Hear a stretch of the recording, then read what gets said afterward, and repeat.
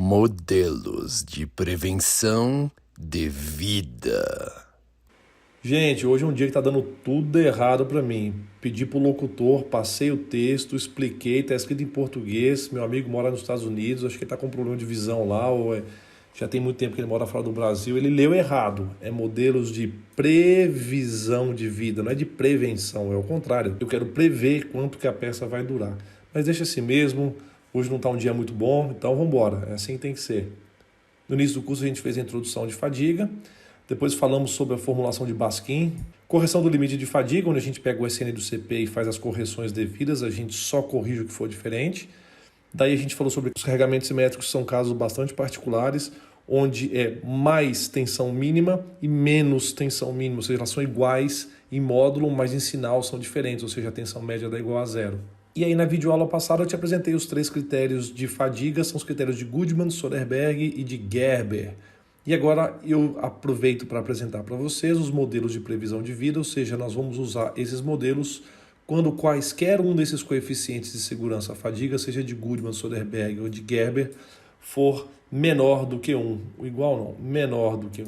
E aí, fazendo uma breve atualização do algoritmo de fadiga, agora eu vou fazer também em blocos. A gente tem aqui os critérios e os caminhos que vocês têm que seguir para obter o SN do CP e futuramente fazer a comparação do que é diferente, só corrigir o que for diferente para calcular o SN de um local da peça.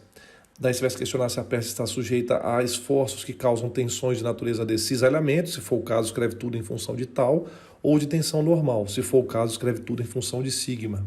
Aí a atualização do nosso algoritmo veio daqui. A gente calcula as tensões máximas e mínimas, para quê? Para calcular as tensões médias e alternadas. Para calcular as tensões médias e alternadas, eu preciso dos fatores de concentração de tensão, Kt, Q e Kf.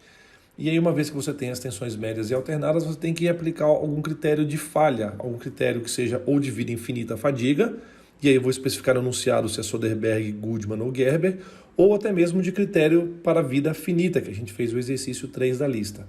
Deixa eu te mostrar uma coisa rapidinho. Olha só, se vocês prestarem atenção, o que eu faço, professor, se eu tiver um carregamento simétrico? Vocês percebem que se o carregamento for simétrico, a tensão média é igual a zero? E se a tensão média for igual a zero, o que acontece? Essa parcela vira zero, essa parcela é desprezada, essa também.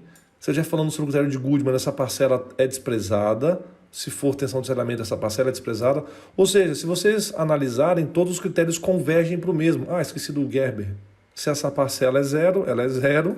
Portanto, essa parcela também seria zero, ou seja, todos os critérios convergem para o mesmo critério, que era o critério que a gente usava no início. Tensão alternada menor ou igual ao SN sobre o coeficiente de segurança.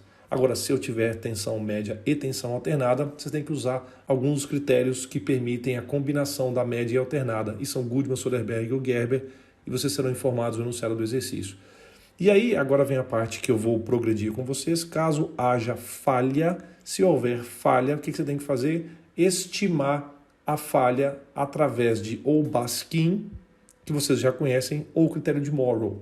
Então, a partir de agora, eu apresento para vocês as seguintes condições. Se a aplicação de alguns dos critérios de fadiga indicar falha, ou seja, coeficiente de segurança menor do que 1, significa que a gente precisa calcular quando eu preciso fazer a previsão em número de ciclos. E aí nós temos 2 critérios. O primeiro dos critérios vocês já conhecem, é o critério de Baskin.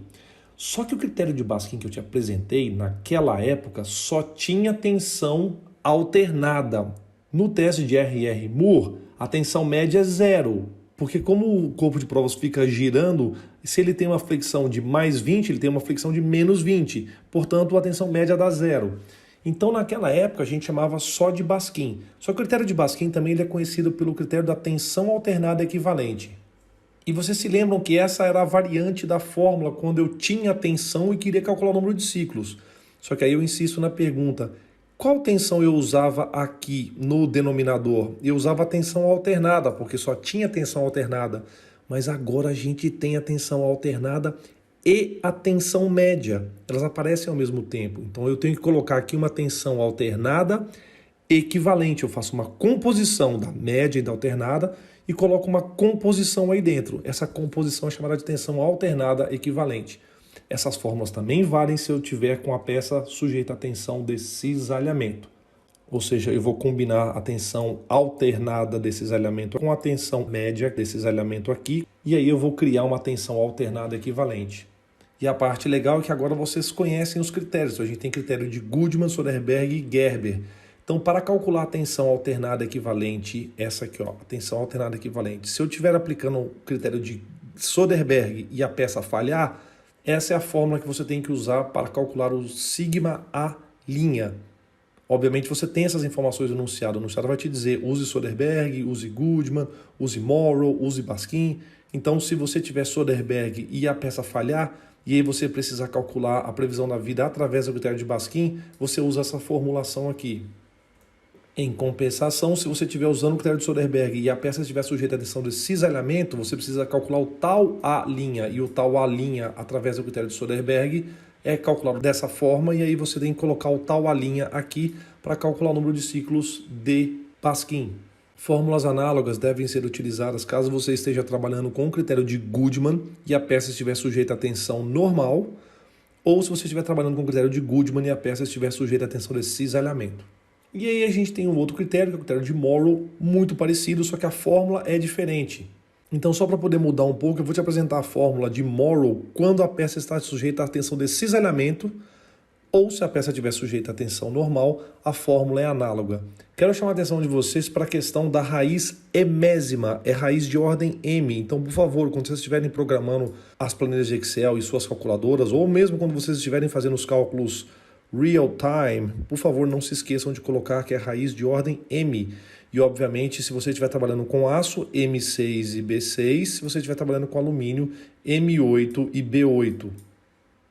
Atenção para um ponto importante, uma boa observadora ou um bom observador podem ter percebido que não consta uma fórmula específica para calcular a tensão alternada equivalente, caso eu esteja trabalhando com o critério de Gerber. E aí não tem, a gente não colocou no formulário, e eu pediria para vocês usarem o que é o mais conservador, que se a gente estiver trabalhando com Gerber, e aí você precisar calcular a tensão alternada equivalente, eu pediria para você usar as versões de Soderberg, que é o critério mais conservador, seja ele em função de tal, seja ele em função de sigma. E aí coloquei um aviso para vocês de que o enunciado trará a informação explícita de qual modelo de previsão de vida você vai utilizar. De todas as formas, isso é uma previsão de vida, são modelos didáticos. Vocês vão fazer diversos exercícios e vão perceber qual critério é mais conservador. Na medida em que você não tenha nenhum critério disponível e você precisar estimar a vida de uma peça, você use o critério mais conservador. Mas eu não vou te contar qual que é, quero que você faça os cálculos. Pega um exercício qualquer que você chegou em fadiga, tem fadiga na peça, você calcula os coeficientes M6, B6 ou M8 e B8 e vocês façam os cálculos através de Baskin e de Morrow e descubram quem é o critério mais conservador. Em relação ao critério de fadiga, a gente sabe que o Soderberg é mais conservador que o Goodman. Agora, em critério de previsão de vida, descobre aí. Por isso eu sugiro que vocês façam diversos exercícios da lista. Beleza? Estamos nos aproximando do fim. Vamos trabalhar agora com decomposição por rainflow.